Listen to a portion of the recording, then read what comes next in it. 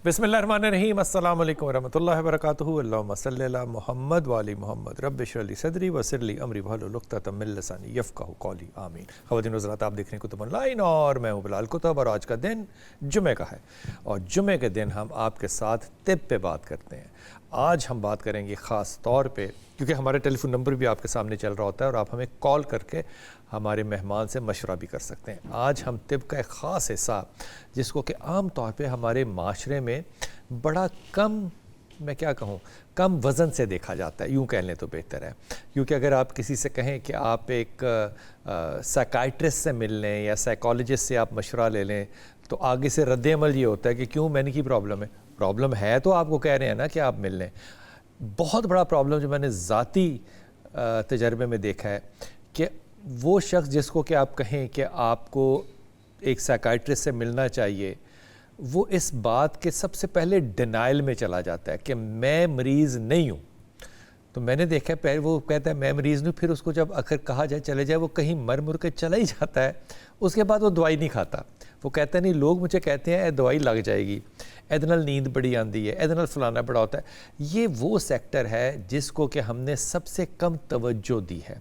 तो हमारा ये ख़याल है कि अपना हिस्सा इसमें डालें और हम अपने जुमे वाले प्रोग्राम में आपको ज़हनी सेहत, जिस तरह दिल, गुर्दे, फेफड़े, टांगों, मैदे की सेहत ज़रूरी है, इसी तरह ज़हनी सेहत बड़ी ज़रूरी है। उसकी बड़ी इंपॉर्टेंट वजह मैं आपको बताऊं। आम तौर पे मैं लोगों से जैसे कहता हूँ कि ये आपकी गट की बीमारी है, या हमारे यहाँ न्यूट्रिशनिस्ट आती हैं चावला, तो वो कहती हैं कि आपको गट का प्रॉब्लम है। मैंने इसके ऊपर एक पेपर पढ़ा। पेपर जब पढ़ते हैं ना, इसका मतलब होता है वो रिसर्च पेपर जो है ना, वो किसी शख्स ने कोई इंटरनेशनल जर्नल में पब्लिश कराया। उसमें एक लफ्ज़ था और वो लफ्ज़ था गट ब्रेन रिलेशनशिप। जिनका गट ख़राब होता है, जैसे मेरा है, उनका ब्रेन जो है ना, एक्चुअली इसका रिलेशनशिप है। जब ब्रेन स्ट्रेस में नहीं होगा ना तो गट अच्छा होगा, जब ब्रेन स्ट्रेस में होगा तो गट ख़राब होगा। आप गट देखें, गट किसको कहते हैं? एक ये आपका जो इंटेस्टाइन है, स्मॉल, लार्ज, ये सारा आपका गट है, गट का हिस्सा है। और ये मैंने फिर तजर्बा करके देखा। ज़ाहिर है मैं इसको ओवरकम तो नहीं कर पाता क्योंकि IBS है, तो वो है। जिस दिन स्ट्रेस नहीं होगा ना, उस दिन स्टमक भी ठीक होगा, उस दिन एसिडिटी भी नहीं होगी, उस दिन आप टॉयलेट भी ठीक करेंगे, सारा कुछ ठीक होगा। जिस दिन स्ट्रेस होगा सारा कुछ गड़बड़ होगा, लगेगा जैसे आप एंटीबायोटिक खानी है, जबकि वो स्ट्रेस से रिलेटेड है। आज हमारे साथ इंतहाई मोहतरम हमारी प्रोफेसर डॉक्टर आयशा रशीद यहाँ पर हैं। अस्सलाम वालेकुम डॉक्टर साहब। डॉक्टर साहब, मैं जो बात कह रहा हूँ कि ये गट माइंड रिलेशनशिप है एक, ये वाकई है ना? जी जी बिल्कुल ये है। और ये देखें, ये हमने तो आज डिस्कवर किया है, हमारे जो पुराने हकीम हैं और उन्होंने तो सदियों से किया हुआ डिस्कवर किया है कि जो है। और देखें, आपने अपने घरों में ये बात भी सुनी होगी कि इंसान का पेट भरा हो तो फिर वो सोचता और तरह से, हाँ, वो सोचता और तरह से है। मुझे याद है कि हमारे घरों में कहा जाता था कि शौहर घर आए तो पहले उसको खिलाओ पिलाओ, सुकून दो, उसके बाद जो बात करनी है करो। कितनी रीजनेबल बात थी है, ठीक है ना? तो मतलब देखें, ये चीज़ें तो हैं। और अब तो साइंस ने बहुत साबित कर दिया कि गट ब्रेन एक्सेस है और रिलेशनशिप है, दोनों का आपस में ड्यूअल रिलेशनशिप है। अगर आपकी गट भी खराब होगी, लोग ज़्यादा खा लेते हैं, फिर उससे भी खराब होता है। उससे फिर जैसे कहते हैं ना, आप अक्सर सुनेंगे हमारे जो दूसरी साइड है, हम जो मेडिसिन के, हम तो चले दूसरे हकीम हैं, बाकी और जो हिकमत के लोग थे, मतलब वो कहते थे कि वो बाहर चढ़ता है सर को पहुँचना। मतलब ये चीज़ें साइंस से साबित हो रही हैं। बहुत ज़्यादा खाना, ओवर ईटिंग, जैसे हमारे मज़हब में भी कहा गया कि मतलब भूख रख के खाओ ज़रा थोड़ी सी, और इसके पीछे सारी साइंस और तहकीक की हो रही है कि ये सारी चीज़ों का ताल्लुक है। डॉक्टर साहब, आजकल बहुत ज़्यादा जो एक हमारे पास फीडबैक भी आता है, कॉलर्स भी आते हैं, उन लोगों को ज़्यादातर एंग्जाइटी होती है। और एक एंग्जाइटी का फिर मैंने लफ्ज़ पढ़ा कि एंग्जाइटी का डिसऑर्डर है। ये एंग्जाइटी डिसऑर्डर क्या चीज़ है? ये एंग्जाइटी से अलग है या इसी को एंग्जाइटी को डिसऑर्डर कहते हैं? नहीं, anxiety disorder different, anxiety is different और एंग्जाइटी डिसऑर्डर इज़ डिफरेंट। देखिए, हर इंसान को एंग्जाइटी जो है ना, एंग्जाइटी एक ह्यूमन नॉर्मल बात है कि अगर मुझे कोई परेशानी वाली बात आई है, तो मुझे मतलब कोई स्ट्रेस आई है, कोई एग्ज़ाम है, मेरी गाड़ी कहीं लग गई है, पैसे चोरी हो गए हैं, कोई घर में कोई बात हो गई है, तो मैं उससे परेशान तो होंगी। एक नेचुरल रिस्पांस है। हाँ, अगर वो रिस्पांस मेरा इतना ज़्यादा बढ़ जाए कि मैं वही बात हर वक्त मेरे ज़हन पे सवार रहे, मैं उसकी वजह से अपने आप को जज करना शुरू कर दूँ, काम काज छोड़ दूँ, मेरे फैक्ट्स आना शुरू हो जाए, मेरे दिल की धड़कन एक्स्ट्रा ही तेज़ रहना शुरू हो जाए, पट्टे हर वक्त खिंचे रहें, तो अब ये क्या है, एंजाइटी जो है वो एंजाइटी डिसऑर्डर बन गई है। Anxiety disorder. हमारे टेलीफोन नंबर आपके सामने चल रहा है, आप हमें कॉल कर सकते हैं, अगर डॉक्टर साहब से मशवरा कर सकते हैं। हमें बहुत से पेशेंट जो है, बहुत से पेशेंट नहीं कि मैं कहना चाहता, बहुत से जो कॉलर्स आते हैं, वो कॉलर्स आम तौर पे हमें डॉक्टर साहब कहते हैं जैसे कि मेरे कंधे खिंचे हुए हैं और मुझे जो मेरा सीना जो है वो जकड़ा हुआ है, तो हम उसको डायग्नोज आम तौर पे हमारे जो आमलीन है वो कर देते हैं कि ये जादू है।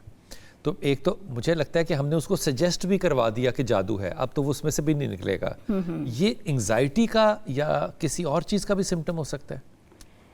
देखें, जादू जैसे हम कहते हैं कि लोग मुझसे आके पूछते हैं, मैं कहती हूँ हाँ जादू बिल्कुल बरहक है। हाँ। लेकिन लोग इतने भी वेले नहीं बैठे कि आप पे जादू करते रहे। ठीक बात है। ठीक है ना, तो आप ये सोचें कि अगर आपको एक नॉर्मल चेस्ट में टाइटनेस फील हो रही है, या आप तो कोई और भी बात सोचें कि कई दफ़ा हमारी जो परेशानी वाली सोचें हैं वो भी हमें जिस्मानी अलामतें देती हैं। क्या एंग्जाइटी से आपको पेट दर्द हो सकता है? बिल्कुल हो सकता है। पेट दर्द हो सकता है? पेट दर्द हो सकता है, सीने में घुटन हो सकती है, खिंचाव महसूस हो सकता है। ये सारी एंग्जाइटी की बॉडी सिम्टम्स कहते हैं हम अपनी ज़ुबान में, कि जब आप स्ट्रेस में होते हैं तो वो आपके जिस्म पे असर डालते हैं। डॉक्टर साहब जब उससे बंदे से पूछें तुम्हें क्या स्ट्रेस है, वो कहते हैं मैं तो ठीक हूँ, लेकिन सिम्टम्स जो हैं वो एंग्जाइटी वाले हैं। ये देखें, ये हमारा ना एक कुदरती रिस्पॉन्स है। आप मुझसे पूछेंगे क्या हाल है, तो मैं क्या जुमला कहूँ, ठीक है, ठीक है, या कहूँगी अल्लाह का शुक्र है। एग्जैक्टली। तो ये थोड़ा सा हम फिर बैठ के बातें जब बात करते हैं तो पता लगता है कि एक्चुअली क्योंकि हमारा एक नॉर्मल रिस्पॉन्स बन गया है, कैसे हो, ठीक हो, ठीक है ना। तो हम कोई ठीक है कहते हैं तो इसका ये मतलब नहीं होता कि वो ठीक ही है, कि वो ठीक ही है। ये मतलब बात कहनी कि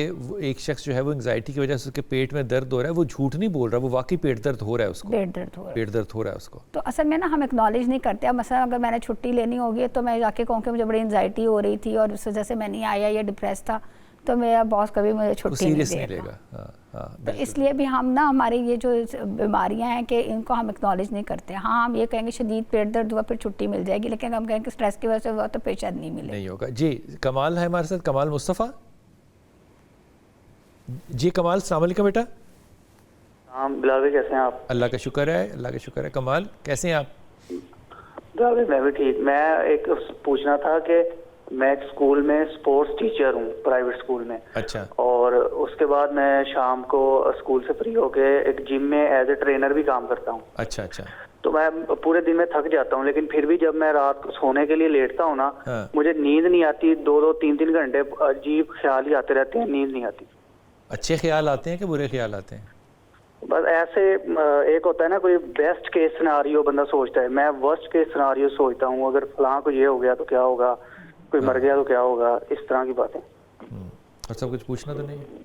हाँ, मतलब आपको मतलब ये ऐसे ख्याल क्यों आ रहे हैं? कई आमतौर पे होता है ना, कई दफ़ा कोई घर में कोई बात हुई होती है, किसी की सडन डेथ हो जाती है, या कोई एकदम कोई डायग्नोसिस कोई ऐसा हो जाता है, कोई ऐसा हादसा, कोई ऐसा वाक़या पेश आया है जिसकी वजह से ये हुआ? या नहीं, ये पता नहीं, वैसे ही आते रहते हैं, ऐसा कोई हादसा भी नहीं है। जब सोने के लिए लेटता हूँ तब आते हैं, नींद नहीं आती है, 2-3 घंटे लग जाते हैं सोने में। ठीक हो गई? शादीशुदा हो खैर से? नहीं, सिंगल हूँ।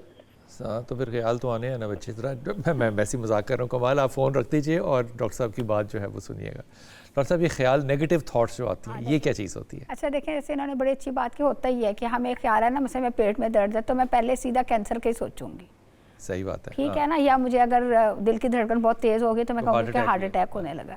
हमने सिर्फ इस टाइम पे ना, आपने एक इनके लिए बस पैगाम है कि इस टाइम पे जिसको भी ऐसे सिम्टम्स आते हैं, 1 मिनट के लिए उसने रुक के कहना है अपने आप को कि हाँ मुझे ये फील हो रहा है, मतलब मेरे दिल की धड़कन वाकई बहुत तेज़ है, लेकिन इसका ये मतलब हरगिज़ नहीं कि मुझे हार्ट अटैक होगा। ठीक है ना। तो मतलब सिर्फ ऐसे कहना है, सिम्टम्स को एक्नॉलेज कर लें, लेकिन उसके साथ वो जो थॉट अटैच होगी उसको तोड़ें। थॉट ये अटैच थी कि ये हार्ट अटैक है, हमने कहा नहीं, सिम्टम्स हैं आपको, लेकिन ये खतरनाक नहीं है, ये हार्ट अटैक का नतीजा नहीं है। ठीक है ना। तो पहला स्टेप बस यही करें और अपने आप को बार बार ये करना है, तो उससे भी ये साइकिल ब्रेक होगा।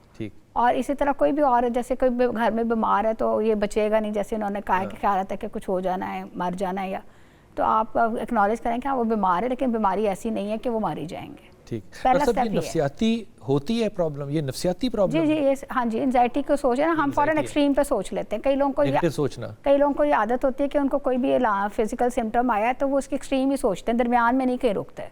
कि मुझे सर दर्द बगैर वजह के भी हो सकता है ना, आम नॉर्मल सा सिम्टम है कि अक्सर सब लोगों को, मेरा ख्याल है हम जो यहाँ कमरे में बैठे हैं सर दर्द एक्सपीरियंस हुआ होगा, लेकिन कई लोगों के ये पैटर्न बन जाता है कि सर दर्द हुआ तो उन्हें ये सोचना है कि खुदा ना खास्ता कोई रसौली ना हो, कोई ब्लड शरियान ना फटने वाली हो गई हो, डॉक्टर साहब इसके लिए कोई एक्सरसाइज भी कर लेनी चाहिए, कोई ब्रीदिंग एक्सरसाइज को रिलैक्स करने के लिए अपने आप को? बिल्कुल, उससे भी फ़ायदा होता है, लेकिन बेसिकली इसमें सोच पे काम करना चाहिए। सोच पे काम करना है कि सिम्टम्स को माने कि जैसे मैं कहा कि हाँ मुझे सर दर्द हो रही है, लेकिन इसका ये मतलब हरगिज़ नहीं है कि खुदा ना खास्ता मेरा ब्लड प्रेशर शूट कर रहा है। हाँ, ये मतलब क्योंकि वो सोच जुड़ जाती है, उस सोच से मजीद एंजाइटी पैदा होती है। ठीक है, देखे ना, मुझे सोच आई कि मेरी कहीं शरीयान तो नहीं फटने लगी, तो उससे मैं क्या होगी मजीद एंशियस हो जाऊंगी, मजीद एंशियस होंगी तो हमारा एक केमिकल है नॉर एपिनेफ्रिन जो है, जिसको एड्रेनालिन भी कहते हैं। बेसिकली एड्रेनालिन निकल रहा होता है, ठीक है ना। एड्रेनालिन हमें जो है वो हमारी दिल की धड़कन तेज़ करता है, ठीक है, चेस्ट में टाइटनेस कॉज कर सकता है, हाथों पैरों की तरफ खून की रवानी कम कर सकता है। जब हम परेशानी वाली सोच देते हैं तो हमारा ब्रेन उसके नतीजे में एड्रेनालिन निकाल देता है। ये इसका कुदरती काम है। तो हम कहते हैं सोच को ब्रेक करें, उसके नतीजे में एक ऑपोजिट हार्मोन है नॉर एड्रेनालिन, वो फिर रिलैक्स करने वाला हार्मोन है, तो वो आना शुरू हो जाता है, तो आप ऑटोमेटिकली सारी चीज़ें सेट हो जाती हैं। तो कमाल मुस्तफ़ा, आपने एक तो डॉक्टर साहब के मशवरे पे अमल करना है, दूसरा मेरे ख्याल में आप शादी कर लें जल्द से जल्द, फिर आप सारी थॉट्स ही डाइवर्ट हो जाएंगी, फिर ये काम सोचने का आपको इंशाल्लाह ताला वक्त ही नहीं मिलेगा। जी अस्सलाम वालेकुम कॉलर। वालेकुम सलाम। अच्छा बिलाल साहब, मुझे एक सवाल आपसे करना है और एक मैंने करना है डॉक्टर साहिबा से। आपसे एक रिक्वेस्ट ये है कि जितने भी ये मेंटल हेल्थ के इश्यूज हैं एक्चुअली हमारे यहाँ अपने घरों में, अगर हमें कोई एंजाइटी या स्ट्रेस है या हम डिप्रेशन की तरफ भी जा रहे हैं, तो जब हम लोग उस डिप्रेशन या स्ट्रेस एंजाइटी में अगर रोने लगते हैं तो हमारे घर वालों का एक ही जुमला होता है कि ड्रामे कर रहे हैं। हाँ। और हमें कोई हमारी मेंटल हेल्थ कंडीशन को कोई समझता ही नहीं है और ना समझना चाहता है। इस वजह से डिप्रेशन की एक्सट्रीम आ जाती है और उसके बाद बहुत सारे और मसाइल पैदा होने शुरू हो जाते हैं। ये रिक्वेस्ट है कि प्लीज लोगों को, पेरेंट्स को इस बात पे बताएं कि अगर आपका बच्चा खामोश है तो वो स्ट्रेस में हो सकता है। वो जेन जी कह के या जेन अल्फा कह के या किसी भी और मिलेनियल्स कह के उनको इस तरह से मत ट्रीट करें कि इनका तो ये मसला है, ये तो ड्रामे करते हैं और इनके मूड स्विंग्स रहते हैं। हो सकता है वो किसी स्ट्रेस या एंजाइटी का शिकार हो। दूसरा मुझे अपने बारे में ये पूछना था कि मुझे ना कभी कभी लोनलीनेस के ना पैनिक अटैक्स होते हैं। मतलब loneliness in the mean sense कि बहुत सारे फ्रेंड्स होते हैं आपके लाइफ में, वो आपको वक्त के साथ साथ इस्तेमाल करते हैं, छोड़ देते हैं। जब उनकी बारी होती है सुनाने की तो हमारे कान उनके लिए होते हैं सुनने के लिए, लेकिन जब हम उनको अपना कोई इशू बताना चाहें, सुनाना चाहें, तो वो स्पेस बिल्कुल खाली होती है। तो ऐसा लगता है कि जैसे कोई सुनने वाला ही नहीं है। घर वालों को आप सुना नहीं सकते, फ्रेंड्स को आप सुना नहीं सकते, फिर जो लोग आपके साथ मुखलिस होते हैं आपका ट्रीटमेंट उनके साथ भी वैसा ही हो जाता है जैसे उन्होंने भी आपके साथ पता नहीं कितनी बुरा सलूक किया है। तो थोड़ी थोड़ी देर बाद रोना आना शुरू हो जाता है। फिर उसके बाद किसी भी, बहुत सारी चीज़ों से, शुक्र अल्लाह का, ब्लेस्ड हैं हम लोग, लेकिन बहुत सारी चीज़ों के ऊपर ऐसे लगता है कि जैसे पता नहीं कुछ भी नहीं है मेरे पास या बिल्कुल ही सारी स्पेस खाली है। इसके हवाले से मैं पूछना चाह रही थी कि ये क्या होता है। आपने बड़ी ही बहुत ही सेंसिटिव और बहुत ही डीप बात जो है ना ये पूछी है। आप जेन्युइनली कोई सोचने वाला ही पेशेंट है ये। हाँ। वो कहते हैं ना सोचा नहीं तो मौजा ही मौजा, तो बेटा जब सोचे हो तो फिर मौजे मुझे कोई नहीं होती। मैं ये रिक्वेस्ट अपनी तमाम ऑडियंस से, तमाम उन बहनों से ख़ास तौर पे करता हूँ कि जिनके बच्चे जो है ना वो खामोश होकर बैठ जाते हैं ना, कुछ शेयर नहीं करते, तो कहते हैं बड़ा तमीज़ वाला है वो, ऐसा अब्बा तमीज़ वाला नहीं कहा, ए बड़ा तमीज़ वाला, और नहीं वो तमीज़ वाला नहीं है, अब्बा ठीक है एक्चुअली, क्योंकि वो शेयर कर रहा है सारा कुछ, उसको शेयर करना चाहिए।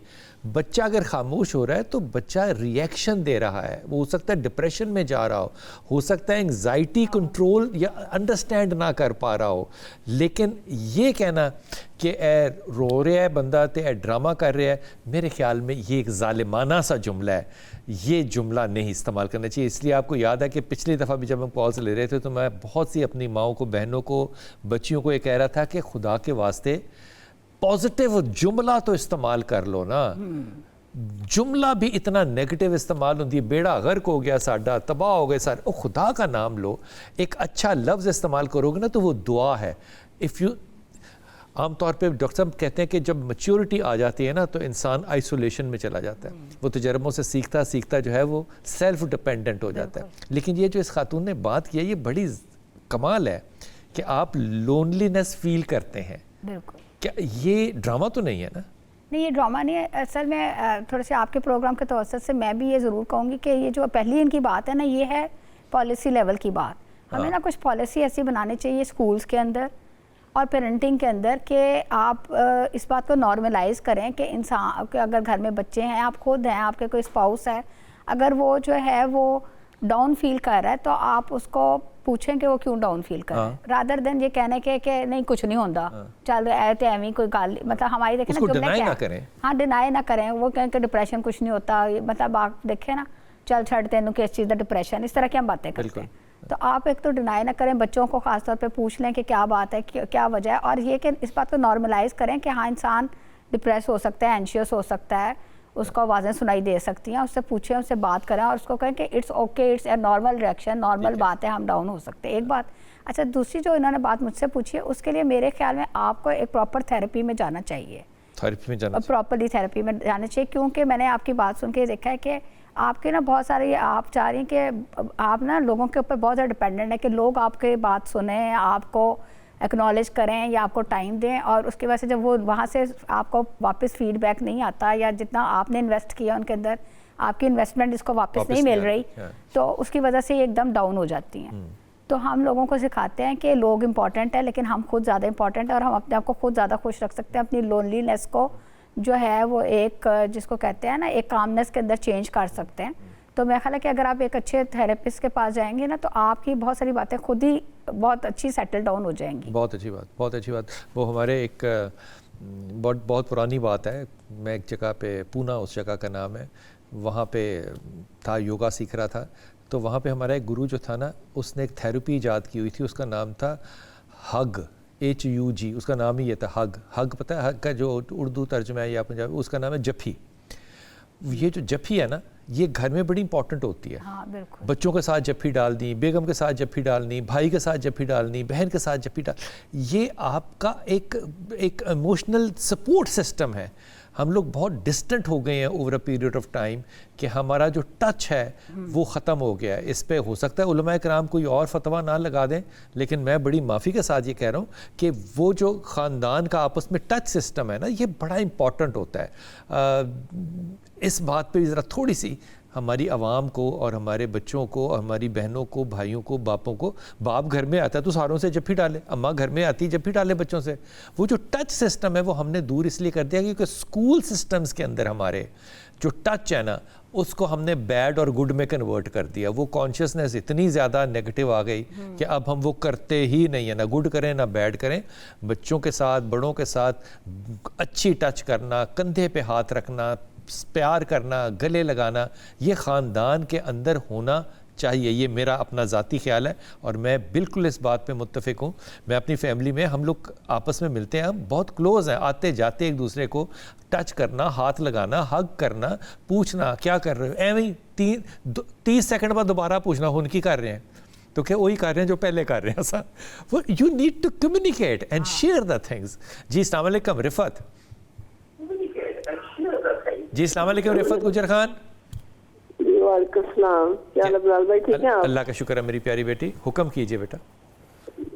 भाई मैंने ना मेरी बेटी के बारे में पूछना था। बताइए। वो हाँ जी, वो पता नहीं डिप्रेशन में बहुत रहती है, उसके ना बाबा की ना डेथ हो गई थी। अच्छा, क्या नाम बेटी का रिफ़त? रबिया राशिद।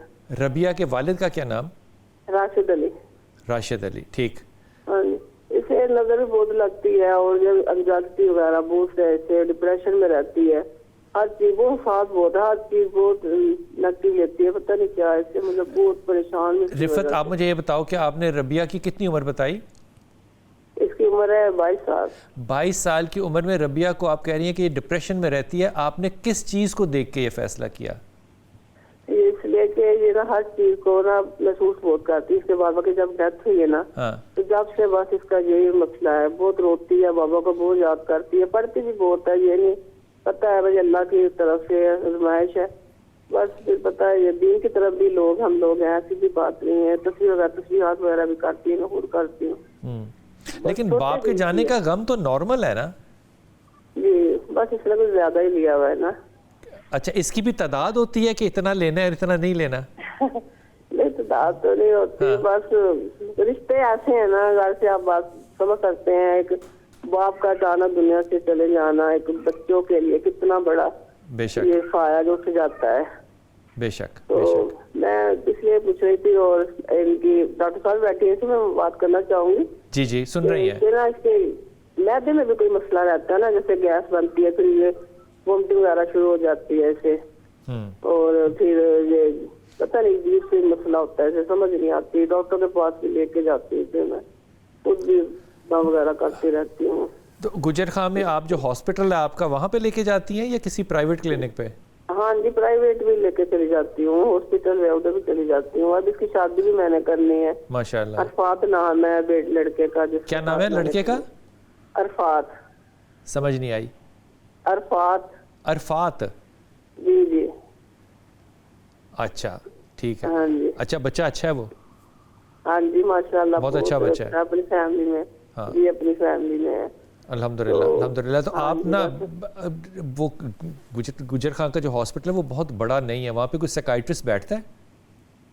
हाँ जी हाँ है, इस्लामाबाद इस्लामाबाद है। दिल्ली जाते रहते हैं। हाँ जी। ओके अच्छा, आपने रिफत फ़ोन रख देना है और आपने डॉक्टर साहब की बात जो है ना वो टेलीविज़न पे सुननी है। डॉक्टर साहब वालिद का इंतकाल है, 22 साल उम्र है, शादी होने वाली है और इनका ख्याल है कि बच्ची गम को बहुत ज़्यादा ले रही है। ठीक है।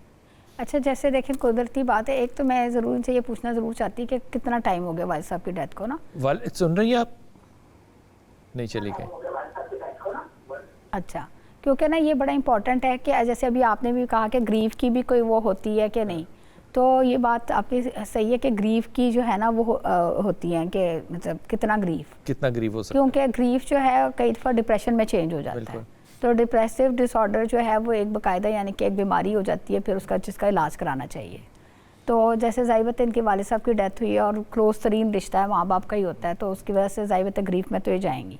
लेकिन अगर वो ग्रीफ इतना ज़्यादा है कि मैं कई दिन खाना नहीं खा रही, अपना नहा धो नहीं रही, उठ नहीं रही, किसी से बात नहीं कर रही, जैसे कह रही हैं कि शादी के मामला चल रहे हैं, किसी के पास बैठ नहीं रही बिल्कुल भी, क्योंकि आप देखें ना हमारा एक तरीक़ाकार बताया गया है, जैसे हम फौतगी होती है, फिर कुल होते हैं 40 फौत, तो उसके बाद यूजली लोग 40वें के बाद अपने रूटीन के मामूलात में आ जाते हैं, करीब तरीन लोग भी। ठीक है, वो दुख और तकलीफ़ और वो तो चलता जाना है ना, माँ बाप की याद तो कहीं नहीं जानी है, हमने रात को तहज्जुद में बैठ के रोना भी है उनके लिए, दुआएं भी करनी है, लेकिन अपनी रूटीन को भी फॉलो शुरू कर लेते हैं। लेकिन अगर वो 40 दिन हो गए, 2 महीने हो गए और वो रूटीन्स पे ही नहीं आ पा रही, तो इसका मतलब है कि मामला थोड़ा सा ज़रा ज़्यादा हो गया और अब इनको प्रॉपर्ली यानी कि इलाज कराना चाहिए उसके लिए। वो कह रही है उनकी पेट में गैस भी बड़ी बढ़ जाती है, मतलब स्ट्रेस यानी कि वो ज़्यादा ले रही हैं और उसके उनको एंजाइटी की अलामतें ज़्यादा आ रही हैं। और फिर मेरे हिसाब से इस बच्ची की थोड़ी सी इवैल्यूएशन होनी चाहिए कि हाँ इवैल्यूएशन होनी चाहिए, प्रॉपरली साइकियाट्रिस्ट को देख लेना चाहिए एक दफ़ा कि कहीं क्लिनिकली डिप्रेस तो नहीं हो रही, क्योंकि अगर वो क्लिनिकली डिप्रेस हैं तो थोड़ी सी थेरेपी और हल्की सी दवाई से इंशाअल्लाह ताला ये अच्छा, ये जब कहते हैं कि साइकियाट्रिक दवाइयाँ अगर शुरू कर लें तो फिर वो हमेशा करनी पड़ती हैं, ये सही है बात? नहीं, सही तो नहीं है। सही नहीं है, सही नहीं है। अच्छा देखें, साइकियाट्री की कुछ बीमारियाँ ऐसी हैं मतलब नॉर्मल बीमारियाँ, जैसे हम अगर एंजाइटी और डिप्रेशन की बात करें, इसमें ये बात सही नहीं है, ठीक है ना। इसी तरह एक वहम की बीमारी होती है जो OCD है, उसमें भी ये बात सही नहीं है, वो भी ठीक हो जाती है, वो भी ठीक। लेकिन कोई 2 बीमारियाँ हमारी ऐसी हैं जैसे स्किज़ोफ्रेनिया की बीमारी या बाइपोलर डिसऑर्डर की बीमारी, वो लेनी पड़ेगी। ये वो बीमारियाँ जिसमें कि आपको दवाई सारी उम्र लेनी चाहिए बल्कि। ठीक है, तो बेटा आपने बेटी को लेकर जाना है इस्लामाबाद। इस्लामाबाद में बहुत अच्छे पिंडी है इस्लामाबाद, बड़े अच्छे बड़े हॉस्पिटल हैं और या तो आप प्राइवेट ही दिखा सकती हैं, लेकिन मेरे ख्याल में अगर आप OPD में भी ले जाएं तो डॉक्टर उसको हैंडल कर लेगा। अगर उसको ज़्यादा देखना हुआ तो वो एडमिट कर लेगा, जो कि मेरा नहीं ख्याल कि वो एडमिट करेगा, वो मेडिसिन देगा या थेरेपी के लिए आपको सजेस्ट कर देगा कि आप किसके पास जाएं। ये ट्रीटेबल है, लेकिन मैं बड़े अदब से कहूँगा ये ना कहा करें बच्चों के लिए कि हमें समझ नहीं आ रही क्या हो रहा है। समझ आ रही है आपको, अच्छी बात आपने की है, बेटी का गम है, डिप्रेशन है, इसको हैंडल करने के लिए आप उसको इस्लामाबाद या पिंडी अच्छे किसी हॉस्पिटल, सरकारी हॉस्पिटल भी बहुत अच्छे हैं, पिम्स है वहाँ पे, पता नहीं कौन कौन सी और हॉस्पिटल है, CMH के अंदर साइकियाट्रिस्ट बहुत अच्छे बैठते हैं, ये भी मैं आपको बताऊं, और शिफा हॉस्पिटल के अंदर साइकियाट्रिस्ट बहुत अच्छे बैठते हैं। आप मशवरा एक दफ़ा ले लें, हल्की सी मेडिसिन के साथ चंद हफ्तों या महीनों में बच्ची जो है वो इंशाल्लाह नॉर्मल हो जाएगी। अस्सलाम वालेकुम फातिमा। वालेकुम अस्सलाम। जी मेरा बेटा। जी सर, मेरे अब्बू 25 साल से ज़हनी मरीज हैं। अब्बू ज़हनी मरीज़ हैं? क्या मरीज़ हैं फातिमा अब्बू? ये ज़हनी मरीज है, बहुत सख्त मरीज थे, अभी तक दवाइयाँ खा रहे हैं। क्या करते हैं वो, किस चीज़ की दवाइयाँ खा रहे हैं, कुछ पता है तुम्हें? ज़हनी मरीज, डिप्रेशन की दवाइयाँ। डिप्रेशन की दवाइयाँ खा रहे हैं 25 साल से? जी। तो अच्छा, दवाइयाँ नाम बता सकते? दवाइयों के नाम बता सकती हो बेटा? एक ओलंजिया, अच्छा, नोटेंस, अच्छा, क्यूसेल। अच्छा, ठीक। अच्छा। तो अभी जो सवाल है आपका वो ये कि 25 साल से वो ठीक क्यों नहीं हो रहा है? ठीक नहीं हो रहे वो, डॉक्टर कह रहे हैं कि दवाई जारी रखें। ठीक है, ठीक है। आम तौर पे मेरा ये नज़रिया होता है, पता नहीं मैं डॉक्टर साहब से पूछूंगा, कि 8 से 12 हफ्तों में ना इफ़ेक्ट नज़र आना चाहिए। अगर इफ़ेक्ट नज़र नहीं आ रहा तो या दवाई बदलनी चाहिए या डॉक्टर बदल लेना चाहिए। 25 साल डॉक्टर साहब कैसे लग सकते हैं? अच्छा, आप देखें अभी एक मैं बेटा आपकी भी बात क्लियर कर दूं थोड़ी सी, कि जैसे आपने कहा कि ज़हनी बीमारी और डिप्रेशन। अच्छा देखिए, हमारे जो जितनी भी बीमारियां हैं ना, हमारी कोई 10-15 बीमारियां हैं, लेकिन उसके ऊपर उसको कैसे हम कहते हैं कि उसको डिप्रेशन की बीमारी है। ठीक है, मसलन मुझे एंजाइटी है तो भी मुझे डिप्रेशन की बीमारी है, मैं बाइपोलर पेशेंट हूँ तो भी मुझे डिप्रेशन है, मुझे स्किज़ोफ्रेनिया तो भी लोगों के लिए मुझे डिप्रेशन की बीमारी है। वो हल्का डिप्रेशन, छोटा डिप्रेशन, बड़ा डिप्रेशन, बहुत बड़ा डिप्रेशन है। ठीक है, तो जो इन्होंने दवाइयाँ बताई हैं वो मोस्ट लाइकली जो है वो दवाइयाँ स्किज़ोफ्रेनिया की हैं, डिप्रेशन की दवाइयाँ नहीं, क्योंकि वो सारी एंटीसाइकोटिक तो वो लेनी पड़ेगी। तो अगर ज़ाहिर है फिर क्योंकि ज़ाहिर है इनका वो उस तरह का इनको डायग्नोसिस नहीं पता, तो मोस्ट लाइकली जो दवाइयाँ हैं वो तो एंटीसाइकोटिक खा रही है, जो कि हो सकता है मोस्ट लाइकली डायग्नोसिस भी स्किज़ोफ्रेनिया हो, या हो सकता है बाइपोलर, और ठीक हो जाते हैं। और फिर जब बाइपोलर का सीज़न आता है, मैनिक सीज़न आता है, फिर दोबारा से बाइपोलर ऐसे के ठीक भी हो जाते हैं, 6-6 महीने, 2-2, 3-3, 4 साल ठीक रहते हैं, लेकिन फिर एकदम बीमार दोबारा से वही तेज़ी वाली बातें शुरू हो जाती हैं। तो डॉक्टर साहब मेडिसिन कंटिन्यू करनी पड़ेगी बाइपोलर और स्किज़ोफ्रेनिया में। तो डॉक्टर साहब ये भी मुमकिन हो सकता है कि दवाई को एडजस्ट करना पड़े? जी, एडजस्ट तो कर देते हैं। अगर देखें फर्स्ट क्राइम में कोई पेशेंट आया बहुत ज़्यादा उस वक्त था, लेकिन बाद में आहिस्ता आहिस्ता वो टेपर ऑफ होके कोई उसको 1-2 दवाइयों पे हम कहते हैं कि ये अब आप खाते हैं। ये नहीं कि जो शुरू में अगर ज़्यादा दवाई है तो वो सारी वो इट ऑल डिपेंड्स कि उसकी क्या तबीयत है, कैसी उसकी बीमारी। जैसे शुगर का एक मरीज़ एक गोली पे भी सेट रह सकता है और कई दफ़ा 3 गोलियाँ और 60 इंजेक्शन भी लगवा रहा होता है। ठीक बात होगी जनाब। हमारे साथ डॉक्टर प्रोफेसर आयशा रशीद हैं और आपके साथ कॉल्स के ऊपर बात होगी। जो भी लोग जो है वो सेहत का भी, जहनी सेहत का कोई भी मसला डिस्कस करना चाहें वो हमें कॉल कर सकते हैं। हम छोटा सा लेंगे वक्फा और वापस आएंगे। बिस्मिल्लाहिर्रहमानिर्रहीम। जनाब हमारे साथ प्रोफेसर डॉक्टर आयशा रशीद हैं और हम बात कर रहे हैं ज़हनी सेहत के ऊपर। आम तौर पे इस बात को बहुत ज़्यादा ना तो बोला जाता है, ना कहा जाता है, ना प्रमोट किया जाता है, लेकिन हम चाहते हैं कि हमारा प्लेटफॉर्म जो है वो इस बात को लोगों को अवेयरनेस के लिए एक बात बताए और हम चाहते हैं कि लोग पता करें कि जनाब ज़हनी सेहत भी उतनी ही इंपॉर्टेंट है जितनी जिस्म के बाकी अज्जा की सेहत जो है वो इंपॉर्टेंट है। ज़हनी सेहत नहीं होगी ना तो जिस्मानी सेहत भी बहुत क्वेश्चनेबल होती है। मुसर्रत है हमारे साथ। अस्सलाम वालेकुम मुसर्रत।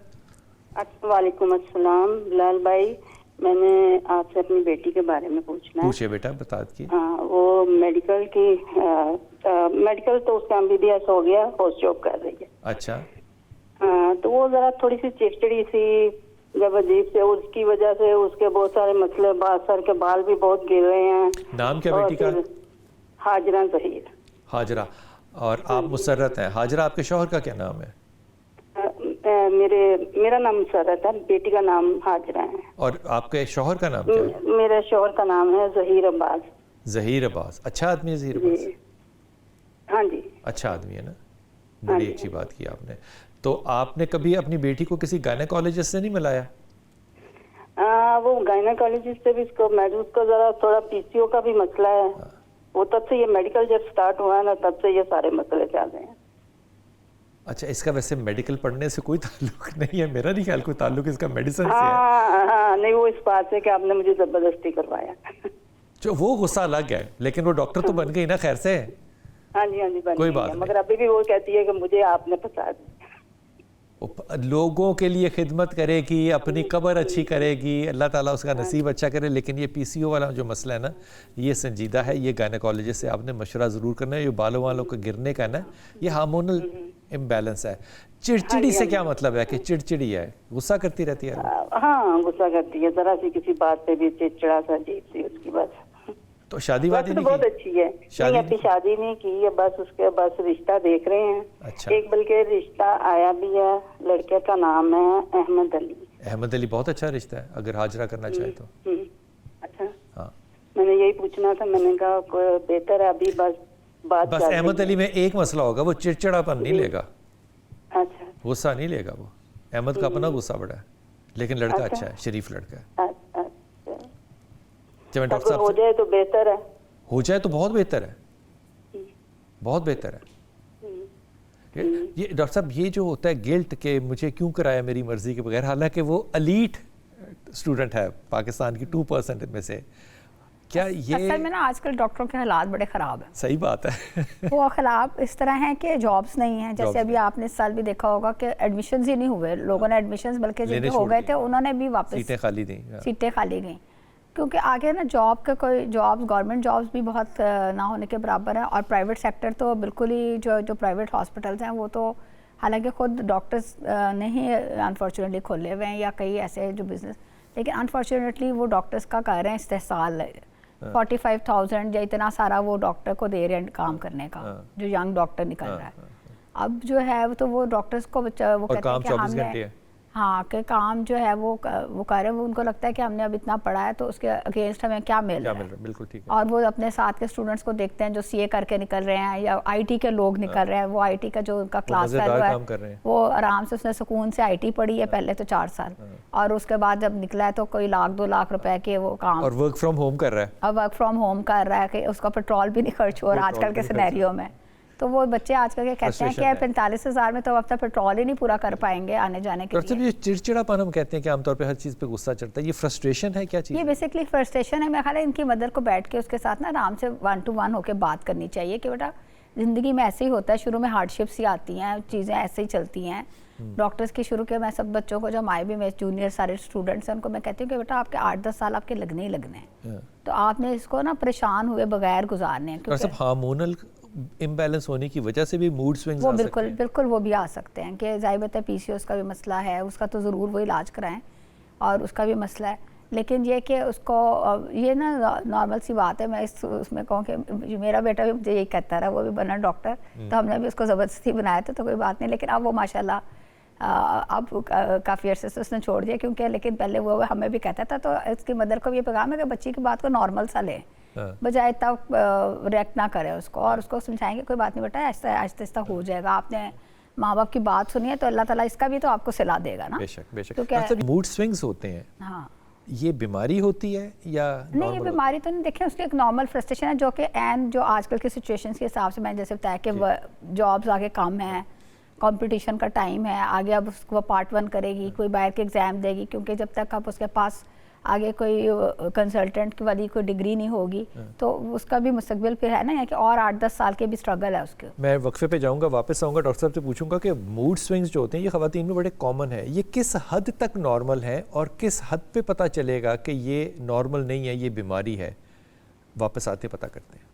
बिस्मिल्लाहिर्रहमानिर्रहीम। आयशा हमारे साथ है, लेकिन आयशा एक मिनट के लिए आप वेट करना, मैं ज़रा डॉक्टर साहब से पिछली वाली बात कर लूँ। डॉक्टर साहब ये मूड स्विंग्स जो ख़वातीन के होते हैं ख़ास तौर पे, अभी मीनोपॉज नहीं हुआ, ठीक है ना, तो ये मूड स्विंग्स जो है ये करैक्टर का है निशानदेही या कोई ज़हनी होती है चीज़? नहीं देखिए ये करैक्टर की नहीं, एक तो ये कि हर एक की पर्सनैलिटी डिफरेंट होती है ना जी। तो कई लोग ज़रा जज्बाती ज़्यादा होते हैं तो उसमें मूड स्विंग्स हो सकते हैं। अब हम ये नहीं कह सकते कि कब मूड स्विंग नॉर्मल है और कब नहीं, लेकिन अगर वो इतना ज़्यादा है कि उसमें आप शाउटिंग कर रहे हैं, अगले को गालियाँ निकालना शुरू हो गए हैं, मारना शुरू हो गए हैं, चीज़ें फेंक रहे हैं, तो फिर तो ये इसका मतलब है कि आपको मसला है। ठीक है ना। हाँ अगर ये वंस इन अ वाइल हुआ है, जैसे मतलब साल में एक दफ़ा ऐसा, तो फिर भी हम इसको नॉर्मल ही लेते हैं, क्योंकि वंस इन अ वाइल हम कभी भी जज्बाती। अच्छा, एटीट्यूड शो करना किसी को, ये ज़हनी बीमारी है या किरदार है? ये किरदार हाँ, ये करैक्टर्स है ना हमारे। तो कई लोग तो समझते हैं कि एटीट्यूड शो करना एक अच्छी बात है, बल्कि मुझे कई दफ़ा लोग कहते हैं कि थोड़ा सा एटीट्यूड भी शो कर लिया करें, हम्बल ना हो। आयशा, अस्सलाम वालेकुम। आयशा जी वालेकुम अस्सलाम। जी मेरा बेटा। जी बिलाल भाई, तो बहुत खुशी हो रही है आपसे बात करके। सलामत रहिए मेरा बेटा, सलामत रहिए, हुक्म कीजिए। जी मैंने डॉक्टर आयशा से ही बात करनी है। हाँ हाँ डॉक्टर साहब मेरी, अस्सलाम वालेकुम डॉक्टर साहब। वालेकुम सलाम। जी डॉक्टर आयशा, मेरी एज इस वक्त 54 इयर्स है। माशाल्लाह। जी और मेरी जो है प्रॉब्लम वो बाइपोलर डायग्नोज हुई थी व्हेन आई वाज 17 इयर्स। अच्छा। तो आप काउंट मतलब अगर करें तो इट्स मोर देन 30 इयर्स। ठीक है। तो मेरी एक्चुअली बाइपोलर ही पे मेरी ट्रीटमेंट होती रही, मेडिसिन मैं यूज करती रही। तो with in a year something मेरी अल्लाह का शुक्र है कि कंडीशन स्टेबल हो गई थी। टू द एक्सटेंट कि मेरी एजुकेशन मैंने कंप्लीट कर ली। ठीक है। अच्छा, फिर उस टाइम पे विद मेडिकेशन ही मैं स्टेबल थी। तो फिर मेरी जब शादी हुई है, दैट वाज इन 1996। ठीक है। उसके बाद से दोबारा मुझे मूड स्विंग्स टाइप, वही बाइपोलर जो symptoms of course mood swings होते हैं, वो काफी सीवियर शुरू हो गए थे जब मेरा बेटा हुआ। ठीक है। तो डॉक्टर साहब तब से लेके आप सोच लें कि 96 से लेके दिस इज 2026, तो अब ये डॉक्टर साहब कि मैंने इतने डॉक्टर्स भी चेंज किए। मेरी मेडिसिन जो है वो मोस्टली है कि मैं FXR मुझे दी और एपीवॉल है, जो मेरी आप समझ लें कि एक स्टैंडर्ड मेडिसिन कह लें या कुछ है। तो अभी इस वक्त भी मैं FXR यूज कर रही हूँ और एक एपीवॉल 500 mg इस वक्त भी मेरी डोज है, और साथ मुझे लेक्सोटनिल की एक है वो रात के लिए ना। तो डॉक्टर साहब, डॉक्टर आयशा, पूछना ये है कि ये आई नो कि ये बाइपोलर है, लाइफ लॉन्ग मेडिसिन मैंने लेनी है, लेकिन ये है कि अब तो मेरी I don't know age factor है कि एक मंथ से ज्यादा मेरा स्टेबल रहता ही नहीं है, इन अ सेंस कि मंथ बाद मुझे डिप्रेशन हो जाता है।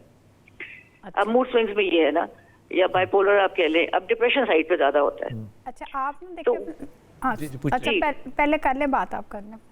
जी बस डॉक्टर साहब, ये है कि अब मतलब पहले तो मैं जी 1 साल ऑलमोस्ट ऐसा था, साल का गैप आता था, तो फिर मेरा डिप्रेशन का फेज आया करता था। अब महीने बाद आ जाता है डॉक्टर बिलाल भाई, और इतना सवेयर होता है कि हार्डली मैं अपने बेड से उठती हूँ।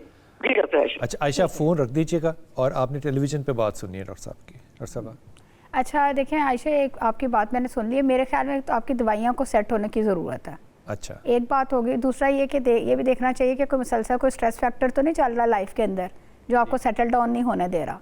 तो आप जिस भी साइकेट्रिस्ट को दिखा रही हैं, एक दफ़ा आप दोबारा से उनको विजिट कर लें। डॉक्टर साहब सेकंड ओपिनियन भी ले लेना। हाँ, सेकंड ओपिनियन ज़रूर लें, क्योंकि ना मैं आपके एपीवॉल से मुत्तफिक नहीं हूँ। एपीवॉल की दवाई जो है वो हम फीमेल्स को नहीं देते, क्योंकि इससे वज़न भी बढ़ जाते हैं, PCOS हो सकते हैं, बाल गिरते हैं, और चाइल्ड बियरिंग एज में तो बिल्कुल भी फीमेल्स को नहीं देते, क्योंकि बच्चे के लिए भी नुकसानदेह होती है।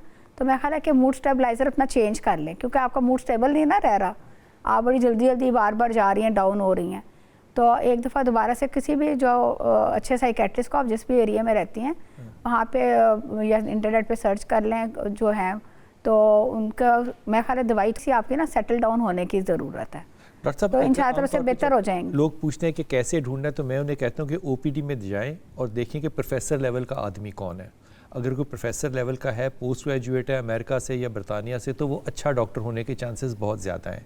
ये ठीक है इस तरह से ढूंढना? नहीं, लोकल डॉक्टर ज़्यादा अच्छे हैं। लोकल डॉक्टर ज़्यादा अच्छे हैं, वो अपने प्रॉब्लम हमारी अपनी FCPS जो जिन्होंने किया हुआ है उनकी पढ़ाई ज़्यादा सख्त है बाहर के मुकाबले में। यहाँ पे जो पोस्ट ग्रेजुएशन है, जो हमारा कॉलेज ऑफ फिजिशियन सर्जन है, उनकी बड़ी रिपोर्ट ट्रेनिंग है। ये मैं नहीं कही कि वो ज़्यादा अच्छे, मतलब मेरा ख्याल है कि दोनों कंपेरेबल है, मतलब ये नहीं कह सकते कि जो बाहर से पढ़ के आया वो अच्छा है। और लेकिन ये लोग पाकिस्तानी जो हैं, ये पाकिस्तान की एप्टीट्यूड को, मेंटालिटी को, पेशेंट को बेहतर समझते हैं। हाँ, ये पेशेंट बेहतर समझते हैं, और दोनों जो है ना, किसी ने FCPS भी किया हुआ है, तो बड़ी रिपोर्ट ट्रेनिंग है, 4 से 5 साल की ट्रेनिंग होती है प्रॉपर, और डिग्री ऐसे नहीं मिल जाती। तो इसलिए बेहतर है कि जो भी अच्छा है, लेकिन उसने कम से कम FCPS किया हो। ठीक है, आयशा, आपने बड़ा अच्छा अपना आपसे जो सारा बीमारी का सिलसिला था ना, वो बड़ा कॉम्प्रिहेंसिवली डॉक्टर साहब को जो है वो बताया। लेकिन डॉक्टर साहब का मशवरा ये है कि आप एक दफ़ा जिसे कहते हैं ना मेडिसिन एडजस्ट करनी, इसका मतलब है कुछ शिफ्ट जो है वो मेडिसिन में नेसेसरी है। डॉक्टर साहब ने आपको इशारा भी दिया। मेरे ख्याल में आप एक सेकंड ओपिनियन, बल्कि मेरे ख्याल में एक थर्ड ओपिनियन भी ज़रूर लें, ताकि एडजस्ट करने में मेडिसिन जो है वो कोई इंसान रूटीन में कर रहा होता है, शायद उनका ध्यान भी ना उधर गया हो, लेकिन आपकी जितनी सेंसिटिविटी और आपकी विजडम है, आप ज़रूर सेकंड और थर्ड ओपिनियन लीजिएगा। मेंटल हेल्थ का आज दिन था और डॉक्टर आयशा रशीद हमारे साथ थी। इंतहाई खूबसूरत गुफ्तगू, और वो चीज़ें जो कि आम तौर पे हम समझते ही नहीं है कि बीमारियां हैं, वो बीमारियां हो भी सकती हैं। अपनी दुआ में याद रखिएगा। अल्लाह आपको सलामती दे और सलामती बांटने वालों में से रखे।